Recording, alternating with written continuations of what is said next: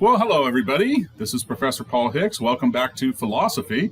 Today, we're going to talk about the philosopher George Berkeley.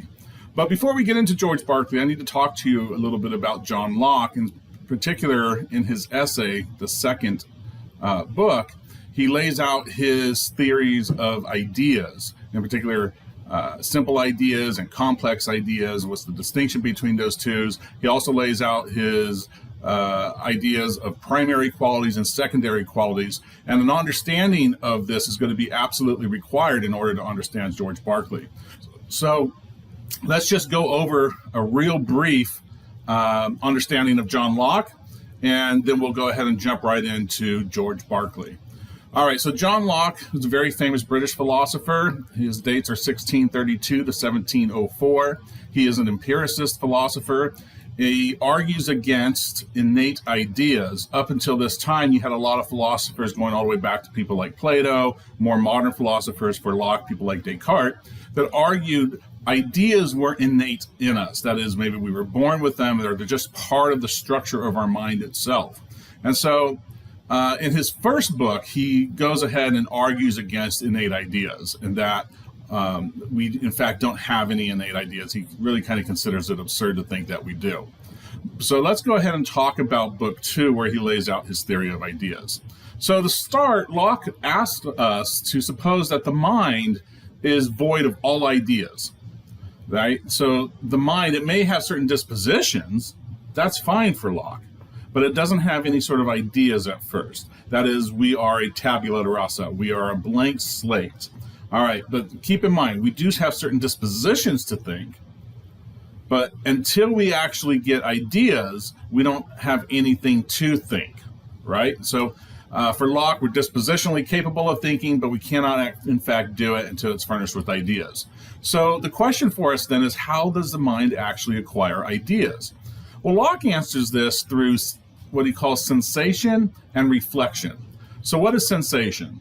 Sensation for Locke is an impression or motion made in some part of the body as produces some sort of perception in the understanding. Once a mind receives an idea from sensation, it begins considering. It begins to reason or remember or believing, and all other mental operations which it is capable. So by turning our gaze inward, just by looking in on ourselves, the mind perceives the very operation of doing that. And it creates a new set of ideas, which Locke calls reflection. So let's think of an idea. So I would think of, say, a tree. Now, a tree has a multitude of characteristics. So, for example, it could be tall, it's solid, have a particular color, right, etc. The tree is what Locke's going to call a complex idea. Now, the complex idea is actually made up of what he's going to call simple ideas. These simple ideas are the basic building blocks of all the complex ideas and propositions of which the mind is aware of at any given moment. So Locke's account of knowledge tells us what knowledge is, and it also limits what knowledge could be. So the limits of our knowledge is going to be the limit of our senses. If all knowledge comes through our senses, then if we don't have certain senses, we can't experience. And for Locke, he leaves it open that there's other animals that may have 6, 7, 8 senses. That's fine. So if you want to think of, say, a bat, for example, right? A bat uses echolocation, but we can't understand what it would like to be a bat because we don't have that kind of echolocation.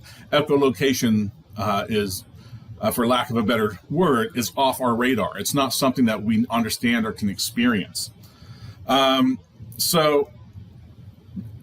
Consider, he gives the example of a rose, I believe, where we look at a rose and we have very simple ideas. That is, we have the sense of redness that comes with our vision. We can touch it and it might feel soft. The scent of the smell is very sweet, and so on. But if we were made without the ability to smell, we would never be able to impute an idea about the scent of the rose. That is, we would be cut off from being able to understand its scent.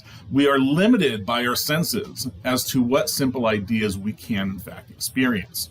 We can have ideas of other beings who have, like I said, 5 or 6 senses, or more senses than us, but we can't understand what it's like to have those ideas. Okay, so let's talk a little bit about the complex ideas. So Locke's epistemology can really be described as being compositionalist. That is, the complex ideas are not directly experienced. You're not experiencing the rose, you're experiencing redness, you're experiencing solidity and softness and everything your senses are telling you, right? So the rose is the complex idea, but that is built upon simple ideas. Now, while the mind is wholly passive when receiving simple ideas, it's very active in when it builds complex ideas. So, for example, you don't experience the whole rose, but rather we experience the simple sensations of touch and smell and sight, etc. And then from there, our mind builds the complex idea of a rose. We understand it to be a rose or just based off these simple sensations that we're having, and then the mind creates it to be a complex idea. All right, so let's talk about these simple ideas. So the simple ideas, we're going to introduce you now to primary and secondary qualities. So the important thing to remember here with Locke is that ideas and qualities are different things. So ideas are mental entities. They are things that exist in our mind, whereas qualities are causal properties, or what he might call a power. That is, it has the power of physical objects in virtue of which they can cause ideas to exist in our mind. So in virtue of which they can cause us to have certain kinds of sensations. Ideas are a sensation in our mind, and qualities are the properties of objects that cause us to have those sensations. So given that qualities are causal properties of objects, it would seem then that any distinction between kinds of properties, such as the distinction between primary and secondary qualities, should be a difference in the kinds of properties a thing has. This is correct, but remember that Locke defines qualities as powers to produce ideas in our minds, and so that different kinds of qualities that are in the object are going to be distinguished in terms of the different kinds of ideas they produce in our minds. So, the difference between primary and secondary qualities then, or at least the real crucial difference that we need to make, is in the kinds of ideas they produce in our minds. So what's the difference? So Locke answers this question. He says, quote, "From what I have said, I think it is easy to draw this observation, that the ideas of primary qualities are resemblances of them, that is, the ideas are resemblances of the qualities, and their patterns do not exist in the bodies themselves, but the ideas produced in us by these secondary qualities have no resemblances to them at all. That is, the ideas do not resemble the actual qualities." So, the difference between primary and secondary qualities are to be described in terms of differences in the ideas that they produce in our minds. So qualities, by definition, are the powers objects have to produce ideas in our mind. The primary qualities of objects produce these ideas in our minds that resemble the corresponding qualities in the objects that cause us to have those ideas. So the secondary qualities of objects produced in our minds do not resemble the corresponding qualities in the objects that produce those ideas in our mind. So for example, right, perceive a blue rectangle, a blue rectangular object. Now, according to Locke, shape, that is, being rectangular, is a primary quality, while the color, that is, the blueness, is a secondary quality. So I have a blue rectangular sensation. Locke says that my sensation of rectangularity resembles the property in the object. That is, its rectangularity, or it is being a rectangle, is in the object itself. Now, that produces the sensation in me, but that my sensation of blueness does not resemble the property in the object. It's blueness, or that the fact that it's being blue, that produces this sensation in me. So this is it. The difference between the primary qualities of objects produce ideas in us that resemble those qualities, while the secondary qualities of objects produce ideas in us that do not resemble those qualities. So the rest is just a matter of seeing the implications of this and of understanding why it's so easy to get confused in trying to make this claim. Okay, so that's important to understand the differences between primary and secondary qualities, because that's going to be a big deal with George Berkeley.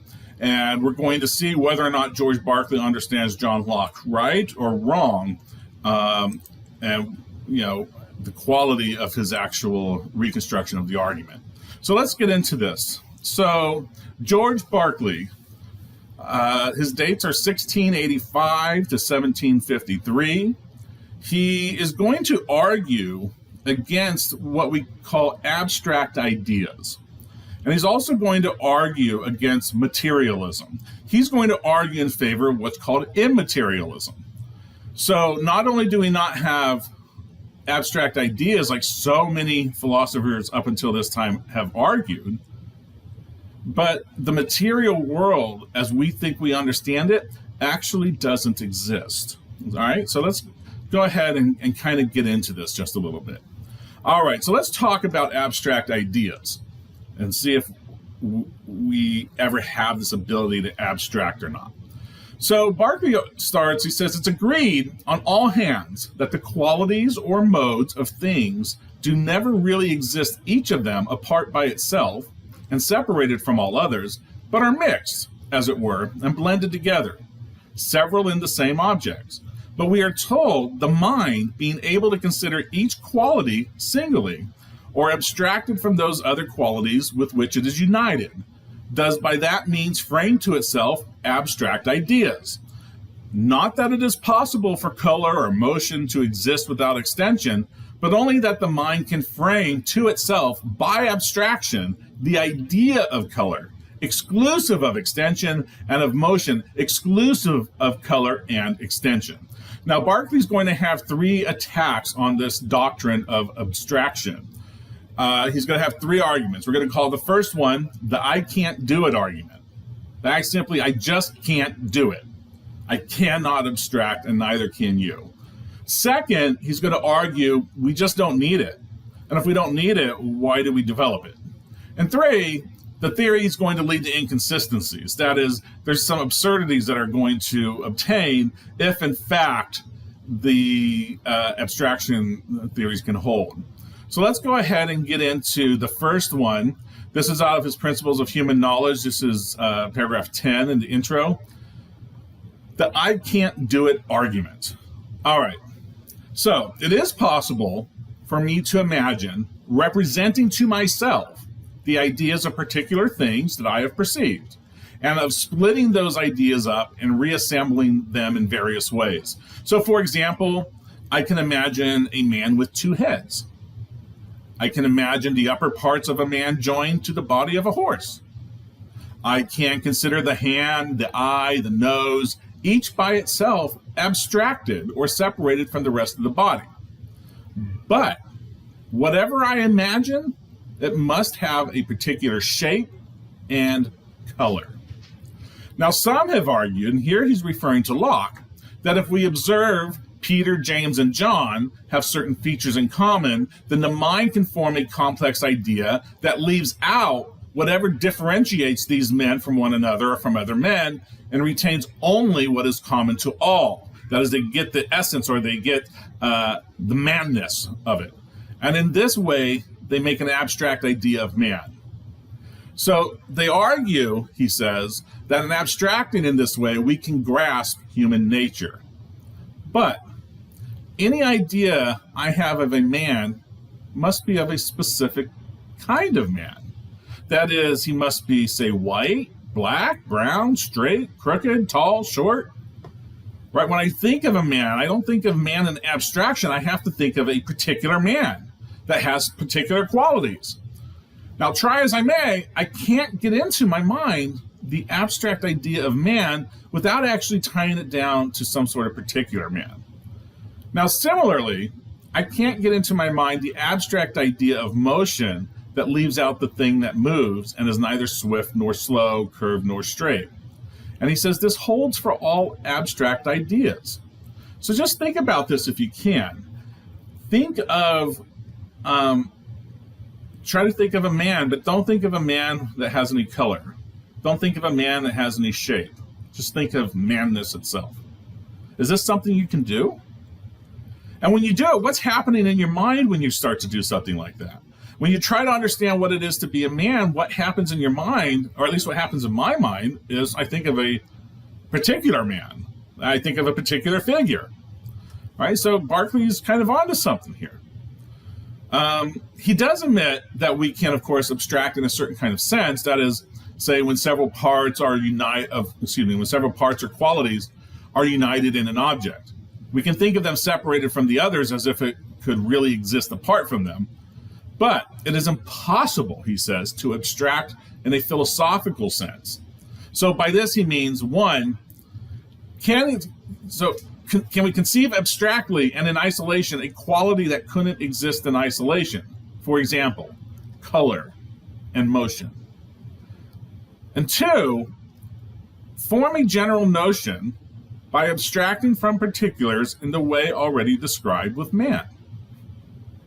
See, there's reason to think that most people are like Berkeley. That is, they have no abstract notions. The simple and illiterate, he says, the illiterate bulk of mankind, that is the majority of humans, have no understanding of abstract notions.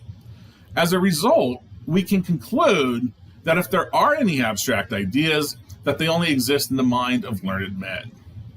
Right? All right, so let's go on to the we don't need it. All right, so we can describe general ideas without needing abstract ideas. Locke argued only men can abstract. That is, this is what separates us from other animals. Only humans can actually abstract. But Berkeley contends that if our inability to abstract is what separates us from the brutes, the many who are accepted as men should really be counted amongst the brutes. Locke argues, though, that since all things that exist are only particulars, how do we come by general terms? Now, for Locke, his answer was, words become general by being made the signs of words. Now, Berkeley's going to actually try to argue the opposite. He says, quote, I maintain that it seems that a word becomes general by being made the sign not of one abstract general idea, but of many particular ideas. So, consider the following propositions, shall we?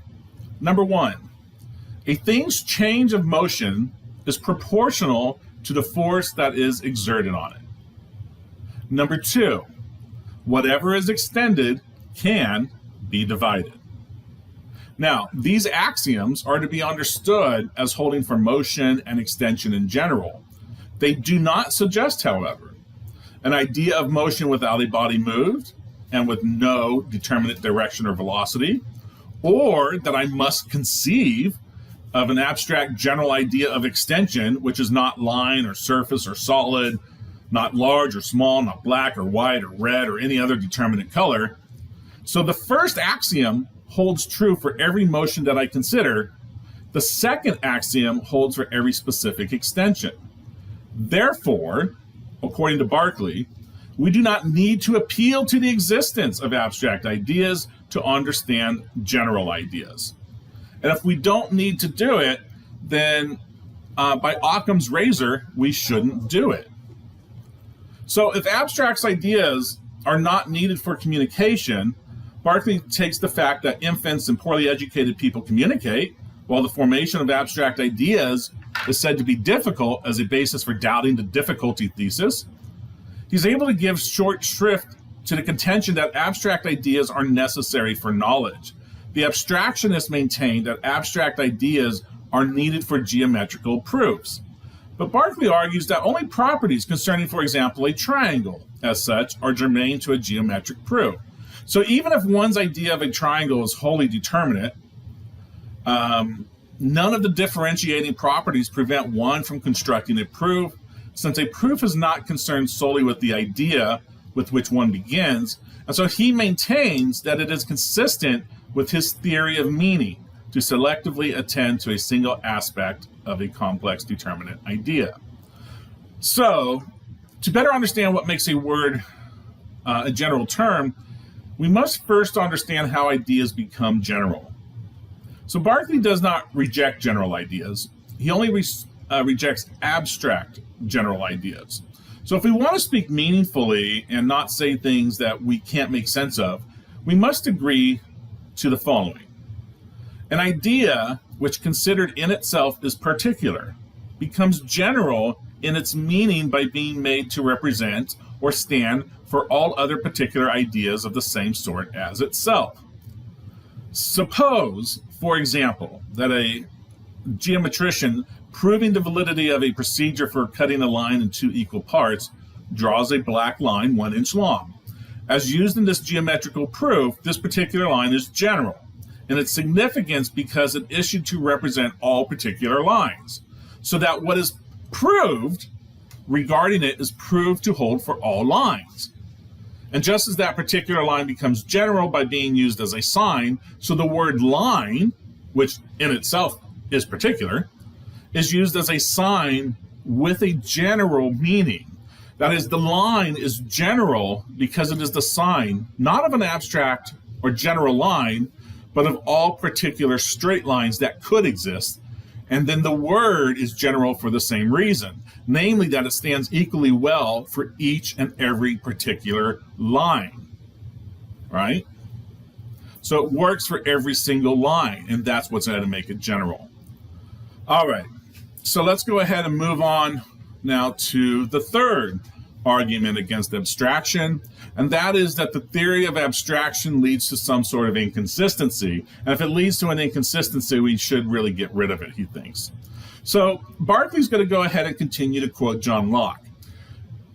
Locke says, the general idea of a triangle, for example, though it isn't one of the most abstract, comprehensive, and difficult ideas, can't be formed without hard work and skill. For that idea must be neither oblique nor rectangle, neither equilateral, equatorial, nor scalene, but all and none of these at once. In effect, it is something imperfect that cannot exist, an idea in which parts of several different and inconsistent ideas are put together. Okay, so let's just think about what Locke is trying to say here. This seems to be really inconsistent to Berkeley. How can an idea of a triangle be both all triangles and none of them at the same time? Right? Think about what that is. Right? Because go back to Locke here, and he says that the idea of a triangle must be neither oblique nor rectangle, neither equilateral, equatorial, nor scalene, but all and none of these at once. So a triangle is going, you could think of a triangle as being every kind of triangle and no triangle at the same time. Is that possible? I mean, if you just think about this for a moment, do that. Try it if you can. Take up George Berkeley's challenge here. Go ahead and do that. Think of triangularity itself as all triangles but no triangles. I'm willing to bet you can't do it, and Berkeley's going to say the same thing.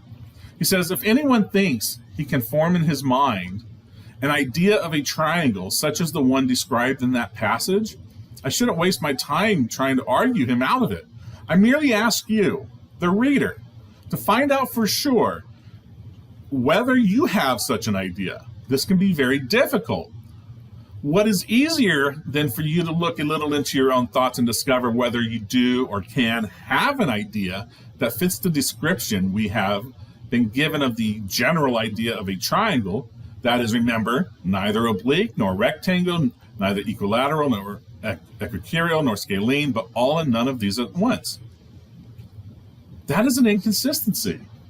How can you think of all triangles but no triangles at the same time? How can an idea be about all triangles and no triangles? What are we talking about here? So for Berkeley, he says we're kind of going into this absurdity here. Right? This is what's going to follow if we're going to hold something like what John Locke holds according to Berkeley. So the described idea here is inconsistent and therefore represents an impossible state of affairs. It's therefore inconceivable, since whatever is impossible is also inconceivable. So it is impossible, he says, to have such an idea. Philosophers are beyond common sense if they think they can do it. All right. So there's some arguments there against abstract ideas. And what is this going to lead us to? But what we're going to call immaterialism. All right. So George Berkeley is an immaterialist. So what does that mean? Well, what does it mean to exist? Right? How do we know that ordinary objects exist? What is it that something, what does it mean for anything to exist here? So let's think of it this way. We have ideas of things, don't we? So, for example, I have an idea of the computer in front of me. I have an idea of the desk that it's sitting on. I have ideas of books around me, and ideas of a cat that may pop up around me. Right? I have all kinds of ideas. Now, where do these ideas exist? Where are ideas? Are ideas outside of me? Are they external to me? Or ideas in my brain? Are they in my mind? Are ideas in my mind? If so, if ideas are just in our mind and objects, or ordinary objects, are just collections of ideas, then objects are going to become mind dependent. All right? So, for Berkeley, what it means to exist is to be perceived, because the objects that we have, say, of the table in front of me, are just ideas. All I am experiencing is the idea, say, of the solidity of the table, the idea of the colors and all these different things, right? So, according to Berkeley, there are no material substances. There are only finite mental substances and an infinite mental substance. There are finite mental substances and an infinite mental substance. The finite mental substances are these ideas. The infinite mental substance is what we call God. So, it is evident to anyone who takes a survey of the objects of human knowledge that they are either ideas actually imprinted on the senses, or else such as are perceived by attending to the passions and operations of the mind, or lastly, ideas formed by help of memory and imagination, either compounding, dividing, or barely representing those originally perceived in the aforesaid ways. So ideas are the immediate objects of knowledge. So just like Locke, there are ideas of sense, reflection, and imagination. Ordinary objects, as known, are just these collections of ideas, right? And we mark them by, say, some sort of a single name. So it's easily seen that all ideas are actually imprinted on the senses or perceived by attending to one's own emotions and mental activities, or they're formed out of ideas of the first two types. So, for example, sight gives us ideas about color and light. Touch gives us the perception of hard and soft, heat and cold, motion and resistance, and so on. Smelling supplies me with odors, the palate with taste, and hearing conveys sound to the mind in all their variety of tone and composition. Now, when a number of these are observed to accompany each other, they come to be marked by one name and thus be the thought of as one thing. So let's give an example of this. Let's think of an apple for a moment. So when you are confronted with a certain color, a certain taste, a certain smell, a certain shape and consistency, when you have those all go together, all those simple ideas going together, you're taking that to be one thing. Specifically, it's an apple. Right? You get the apple only from the simple ideas that led you to that. So other possible ideas, collections of ideas, they can constitute, say, a stone, a tree, a book, etc. All right. Now, these collections of ideas, they're going to arouse in us emotions, love, hate, joy, grief, so on, depending on whether they please us or displease us.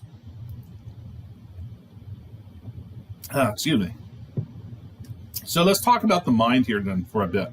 So ideas come into the mind, right? And so what is this mind? So in addition to all the endless varieties of ideas, there's also something that knows or perceives them and acts on them in various ways, such as willing, imagining, and remembering. So this entity is what is called mind. Some people call it spirit, a soul, you might call it myself, but we're just going to call it the mind. So the mind, it's not perceived like ideas, but rather something entirely distinct from them. It is something in which they exist or by which they are perceived. So the existence of an idea really just consists in it being perceived. So, right, let me go back over that for just a bit. The mind, it's not perceived like ideas are. Remember, we talked about those ideas of simple ideas becoming the complex idea of the apple. But it's something entirely distinct from them. The mind is not like an idea, because the mind is what holds the idea. The existence of an idea just consists in a mind perceiving it. That's all that makes it an idea. All right. So to Berkeley, he says, we all agree that our thoughts, emotions, and ideas of the imagination exist only in the mind. Right? We all agree that our thoughts, emotions, and ideas of imagination exist only in the mind. Well, it seems obvious that the various sensations or ideas that are imprinted on our senses cannot exist except in a mind that perceives them. Why? We know this intuitively. Once again, what does it mean to exist? So, for example, we say the table that I'm in front of right now exists. Why? Well, because I feel it. I see it. When I think of the table, we think it exists. Even if I were outside of my study, I would still say that it existed, meaning that if I were in my study, I would actually perceive it. Now, people talk of things that, unlike spirits, do not think, and unlike ideas, exist, whether or not they're being perceived. But once again, Berkeley considers this to be unintelligible, since to exist means to be perceived, so they couldn't possibly exist outside of the mind or thinking things that perceive them. It's widely believed that all perceptible objects, houses, mountains, rivers, and so on, really exist independently of being perceived by the understanding. Anybody who has the courage to challenge this belief will see the obvious contradictions. For what are houses, mountains, rivers, etc., but things we perceive by sense? And what do we perceive besides our own ideas or sensations? We're going to find here a contradiction, that these either singly or in combination should exist unperceived. So if one construes sensible objects as ideas of sense, and ideas are objects of knowledge, then having a real existence distinct from being perceived would require that an object be known as an idea and unknown as a thing distinct from being perceived, which would therefore be inconsistent. So something would have to be both known and unknown, and that's a contradiction. And so if your argument leads to this kind of inconsistency for Berkeley, you have to get rid of it. What is the source of this error? Well, for Berkeley, the source of the error is our belief in abstract ideas, which he has said from earlier, we can't do that. We can't abstract ideas, and abstract ideas just don't exist. So we know that ordinary objects are at least a collection of ideas. So going back to, say, the apple, I have color, I have shape, I have the sweetness, I have the smell, right? These are all simple ideas that are being formed into the complex idea of the apple, right?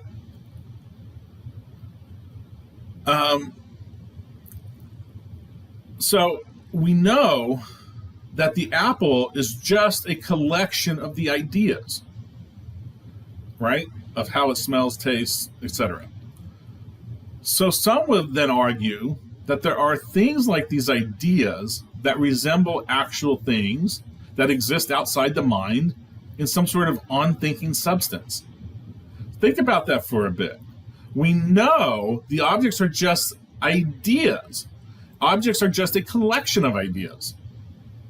Okay, now let's think about this for a bit. Where do ideas exist? They exist in the mind. Can an idea exist outside of the mind? I don't think so.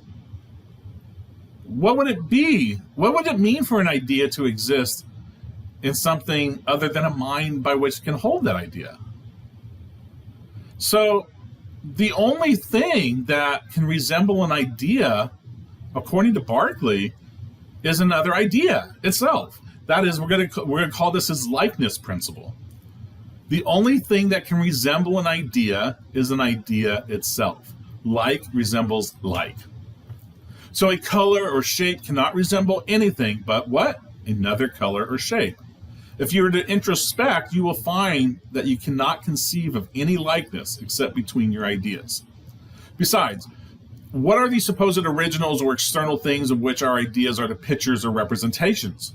Are they perceivable or not?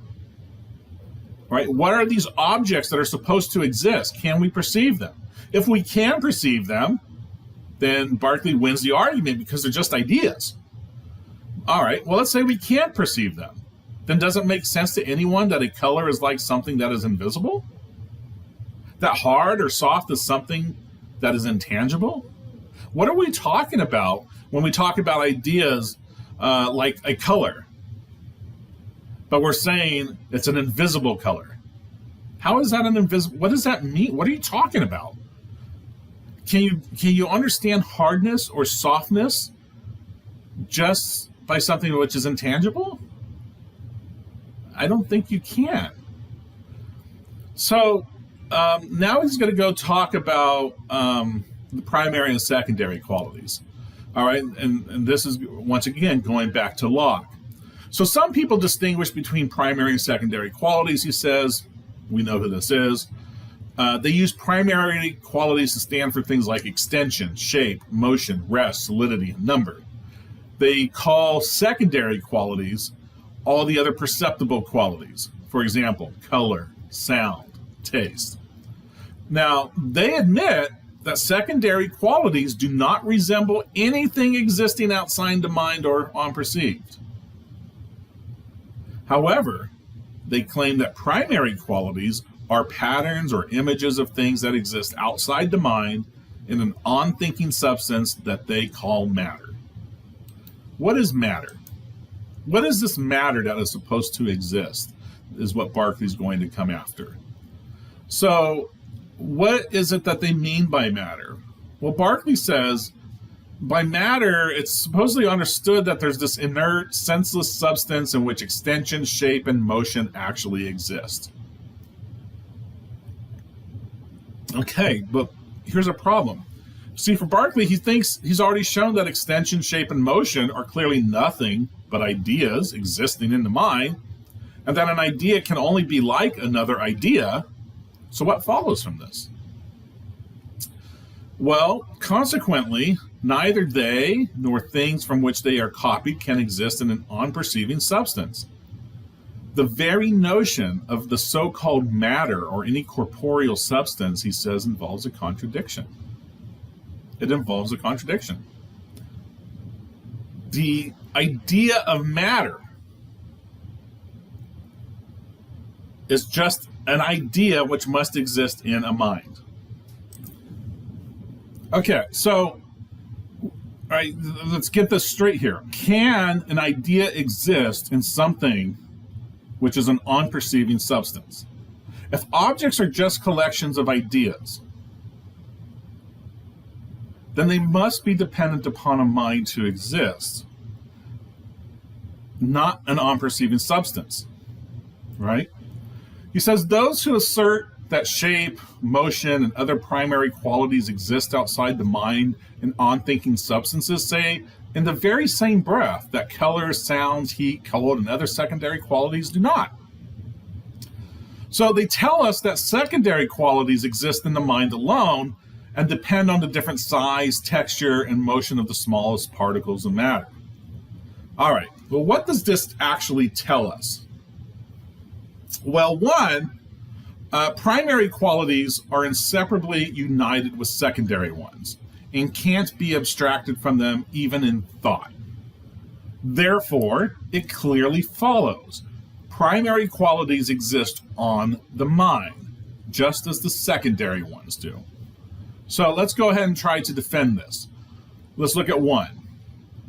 Look in on yourself and see whether you can perform a mental abstraction that enables you to conceive of a body's being extended and moving without having any other perceptible qualities. Can you do it? Think of a body, right? An extended body. It's moving. Think of something moving, but it has no other qualities. Like, it has no other qualities such as color. or anything like that. Can you do it? I don't think you can. Berkeley doesn't think you can either. Berkeley says, hey, I can't do it. I find it impossible to form an idea of an extended moving body unless I also give it some color or some other secondary quality which they all admit exists only in the mind. So it's impossible, he says, that extension, shape, and motion, abstracted from all other qualities, are just inconceivable. And therefore it follows that these primary qualities must exist where the secondary ones are. And since we all agree, he says, that secondary ones exist in the mind, and if primary qualities are dependent upon secondary qualities, then primary qualities must exist in the mind as well. So the idea that the primary qualities, as Locke says, resemble something of the actual object, Berkeley's going to say those qualities are mind dependent, right? So just go ahead and try to do it, right? Think of something, a physical thing without it having any sort of color. Think of a physical thing that has absolutely no secondary qualities. Can you do it? Probably not. All right, so there's a further point about extension and motion. So terms like large and small, fast and slow, these are generally agreed to exist only in the mind. And this is because they're entirely relative. So whether something is large or small, or whether it moves quickly or slowly, depends on the condition or location of the sense organs of that perceiver. So if there is extension outside the mind, it must be neither large nor small, fast nor slow. This is because there is no extension or motion. But they argue they do exist. They are extension in general and motion in general. But what does that mean, extension in general or motion in general? Notice that what we're saying when we're talking about motion without physical being, or without extension, or without color, or whatever, they're trying to abstract motion again. But as Berkeley's already laid down, you cannot abstract. This type of thinking relies upon abstract ideas, and Berkeley says you can't go that route. You can't do it. So therefore, on-thinking substances can't be extended, and that implies that they can't be solid either. It makes no sense to suppose that something is solid but not extended. What would that mean?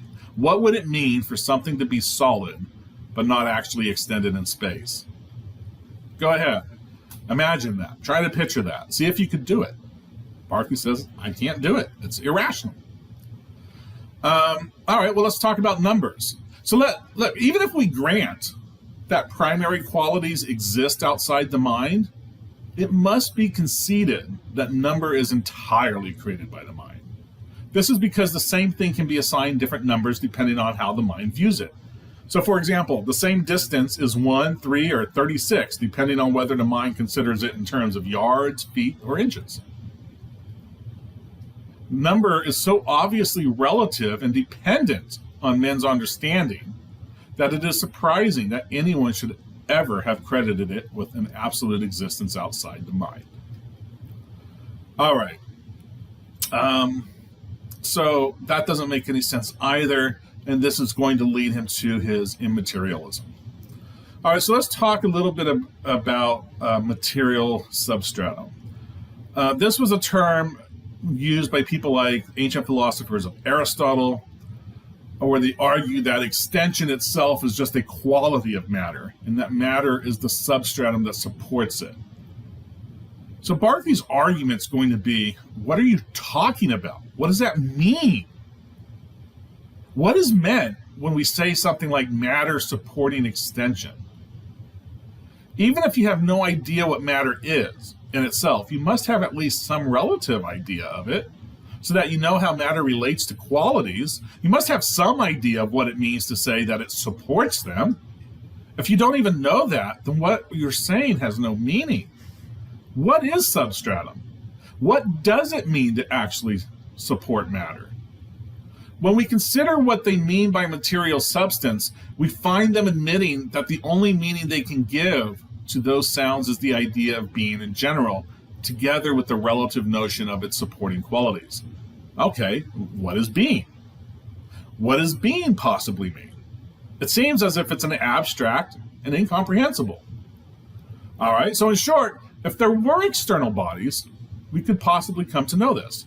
If there were not external bodies, then we might have the very same reasons to think that they were, that we do have now.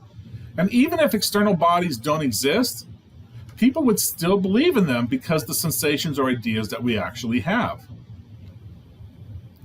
So if an idea of a material substratum cannot be derived from sense experience, claims of its existence might be justified if it is necessary to provide an explanation of phenomena. But is it? Right? Berkeley says no explanation is forthcoming. He says, quote, "What reason can induce us to believe the existence of bodies without the mind from what we perceive? Since the very patrons of matter themselves do not pretend there is any necessary connection between them and our ideas, I say it is granted on all hands, and what happens in dreams and the like puts it beyond dispute that it is possible we might be affected with all the ideas we have now, though no bodies existed without resembling them." All right, so now we have this theory that material substance is not necessary to provide an explanation of mental phenomena. So what he's saying is, just assume for the sake of argument that he's right, that there are no material objects external to us, that everything is just ideas, and right, an object is just a collection of ideas, and my understanding is just ideas. Then why do we posit the existence of an external world? Why do we do this? Can we explain the phenomenon of experiencing ideas without any relation to an external world at all? If we can, then by Occam's razor, we ought to. So Occam's razor was this way of distinguishing between ideas of what ideas we should accept, or between two theories. So William of Occam argued that we should not multiply entities beyond necessity. All right, so what does that mean? Do not multiply entities beyond necessity. Do not believe in something existing unless you absolutely need it in order to understand something existing. If you can understand existence by just understanding ideas without reference to some sort of external material substratum or material external objects, then that's what you should do. Choose the one which commits, the theory which commits you to the fewest entities. All right? He says, it is but looking into your own thoughts, and so trying whether you can conceive it possible for a sound or figure or motion or color to exist without the mind or unperceived. This easy trial may make you see that what you contend for is a downright contradiction. All right, so Berkeley seems to argue that in any case one might consider books in the back of a closet, plants deep in the woods with no one about, footprints on the far side of the moon. The objects are related to the mind conceiving of them. So it is contradictory to claim that those objects have no relation to a mind. It is indeed easy to imagine books in the back of the closet, etc., but let us look into what happens when you imagine it. What's actually happening in your mind when you do this? Well, you form an idea in your mind about books. At the same time, you omit to form the idea of anyone who might perceive them, but while you are doing this, you perceive or think of them. Remember, you're perceiving or thinking of the books in the back, right?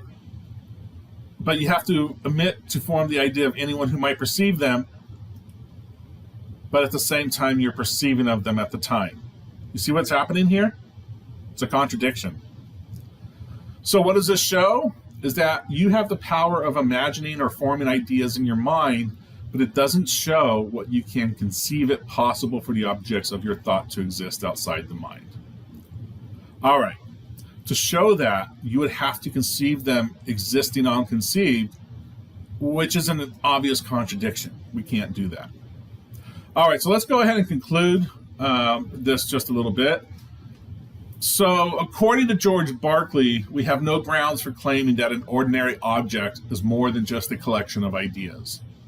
We are here, so he's an empiricist that then says that we get our understanding and knowledge through experience, and we have ordinary objects which are just these simple ideas that are coming to us. So what have we shown here, he thinks? Well, we've shown, according to Berkeley, that ordinary objects are just collections of ideas of sense, that ordinary objects are just nothing more than ideas. And so if we accept that, then the following argument obtains. 1, ideas depend upon mind for their existence. The things we immediately sense are ideas. Everyday items are nothing but a collection of these ideas. Therefore, everyday items depend upon the mind for existence. Everyday objects are nothing but collections of ideas that depend upon the mind. And so what happens?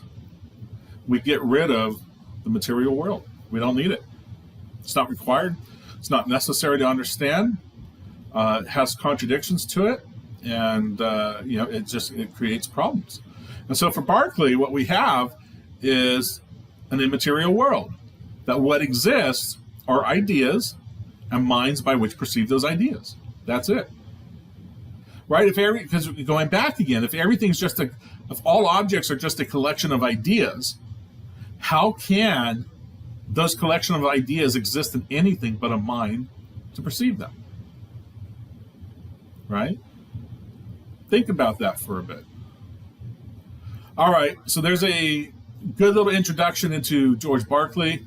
I hope you enjoyed it, and I'll talk to you later. All righty, bye-bye.